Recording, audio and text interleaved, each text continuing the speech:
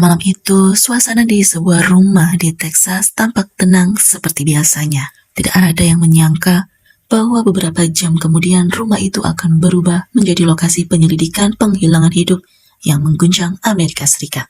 Inilah kisah dari Krista Gillan.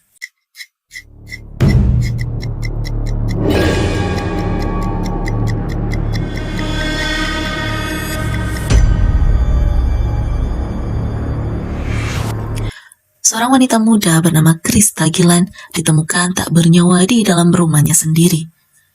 Tubuhnya terbaring lemah, sementara suaminya, Lee Gillan, terlihat panik dan meminta bantuan. Pada awalnya, kematian Krista dianggap sebagai overdosis, namun semua berubah ketika dokter forensik menemukan tanda-tanda yang mengerikan di tubuh korban. Leher Krista menunjukkan dugaan bekas jeratan. Yang membuat kasus ini jauh lebih tragis, Krista sedang mengandung anak ketiganya. Usia kandungan Krista baru menginjak 9 minggu. Dalam satu malam itu, 2 nyawa hilang sekaligus, dan orang yang paling dicurigai adalah pria yang selama ini hidup satu rumah dengannya, yaitu suaminya sendiri. Di mata para tetangga dan teman-temannya, Lee terlihat seperti sosok ayah yang ideal. Ia bekerja di bidang teknologi, berbicara sopan, berpakaian rapi, dan terlihat sangat mencintai keluarga. Bersama Krista, ia telah membangun rumah tangga sejak tahun 2017 dan dikaruniai 2 anak yang masih kecil. Keluarga mereka tampak sempurna dari luar, namun semakin dalam polisi menyelidiki kehidupan Lee, semakin terlihat bahwa adanya sisi gelap yang selama ini ia sembunyikan rapat-rapat. Beberapa bulan sebelum kematian Krista, perilaku Lee mulai berubah. Ia menjadi sosok yang lebih dingin, sering menjaga jarak, dan terlihat tidak nyaman berada di tengah keluarganya sendiri. Orang-orang terdekat mulai merasakan adanya sesuatu yang aneh, tetapi tidak ada yang menyangka perubahan itu pun akan berujung pada sebuah tragedi.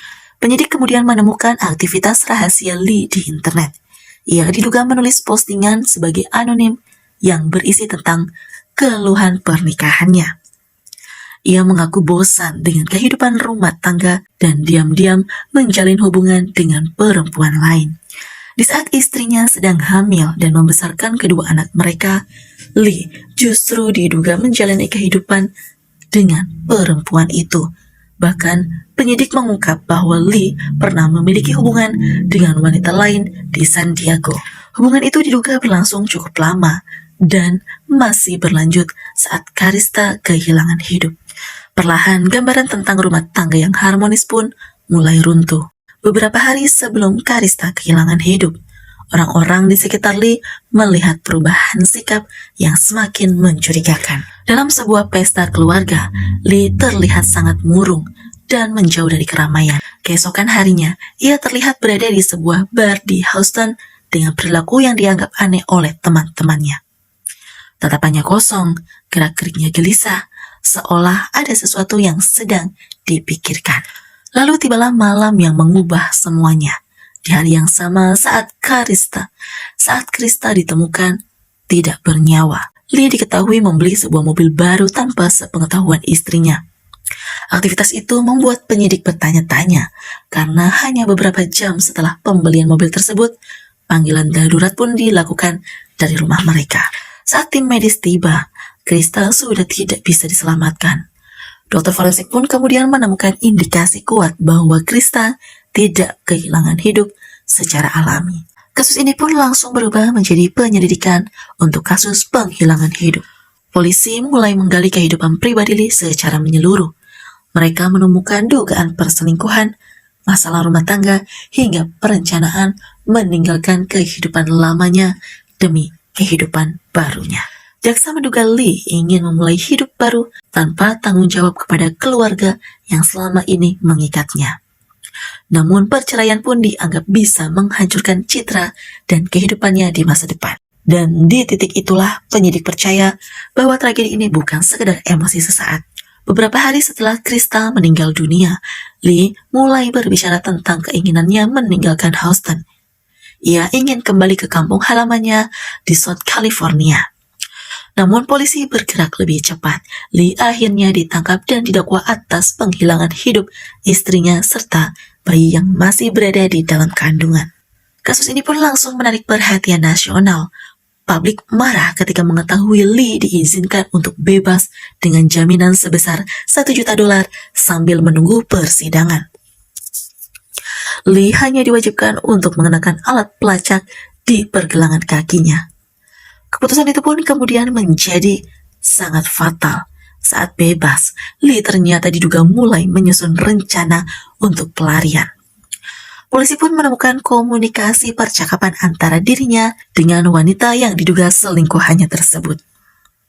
Dalam percakapan itu, Lee disebut membahas bagaimana cara kabur ke luar negeri untuk mencari identitas baru hingga kemungkinan untuk melepaskan alat pelacak yang mengikat di kakinya. Ia bahkan diduga mencoba untuk mendapatkan dokumen palsu. Sebuah perjalanan yang diam-diam sampai akhirnya pada malam 1 Mei 2025, alat pelacak milik Lee pun dapat dilepas. Petugas mencoba untuk menghubungi Lee, tetapi tidak ada jawaban. Pada akhirnya, polisi pun mulai menyadari bahwa Lee sudah tidak berada di Amerika Serikat. Lee berhasil kabur. Ia berhasil masuk ke Kanada dan menaiki penerbangan menuju Milan, Italia. Pelariannya pun hampir berhasil dan sempurna, namun semuanya seketika runtuh di Bandara Milan. Petugas imigrasi Italia pun mulai curiga dengan paspor yang digunakan Lee. Ia masuk menggunakan identitas baru dengan nama asing dan paspor Belgia. Akan tetapi dokumen tersebut pun terlihat palsu. Pada akhirnya Lee pun diamankan, dan di ruang pemeriksaan itulah identitas aslinya baru terbongkar. Dunia internasional pun langsung menyoroti kasus tersebut. Interpol ikut turun tangan. Media-media besar mulai memberitakan bagaimana bisa seorang tersangka penghilangan hidup berhasil melarikan diri lintas negara menggunakan identitas palsu. Keluarga Krista pun hancur melihat semua perkembangan itu. Mereka harus menyuarakan keadilan untuk Krista dan bayi yang belum sempat lahir ke dunia.